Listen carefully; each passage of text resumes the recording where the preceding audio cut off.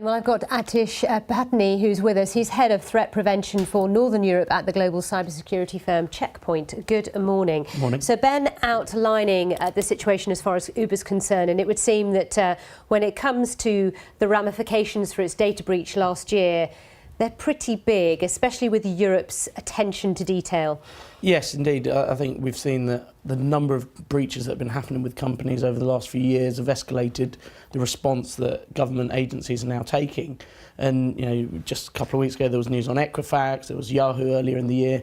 There's a number of breaches that are being disclosed, and each time governments are looking at tighter and tighter controls and looking at really enforcing the penalties on these organisations. And presumably that is good news for those of us who use all these companies. Absolutely. You would assume? Yeah, absolutely. I think the more legislation that's out there, the more emphasis there is at a C-level within organisations to look at data security, the better protected we are as consumers. And ultimately that's the most important thing within this. And in Europe that will ramp up even more in the new year with new data protection rules coming in May. What will that mean? Yes, absolutely. So from May, I think it's end of May, the GDPR legislation comes in across Europe, including the UK, and it will give consumers the right to be forgotten. So if we do want our data to be removed from a company, we can have that. But it also puts an onus on the actual organisation who holds your data to actually enforce good data security measures around that data.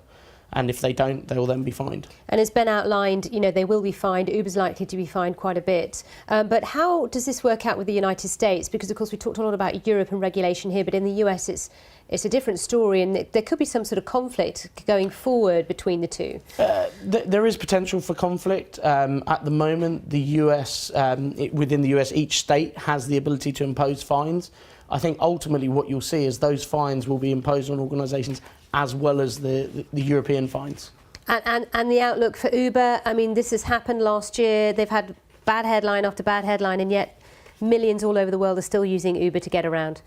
I think that's one of the challenges with this, that we find it so convenient to use these sorts of apps nowadays that they almost have a following within the consumer base. Well, it's just the convenience of it though, isn't it, apart from anything else? Absolutely, it is. It's one of the things that really appeals to consumers about these apps. But I think what we're also seeing is that consumers are now getting more savvy about where their data sits, and the brand reputation damage now is quite severe.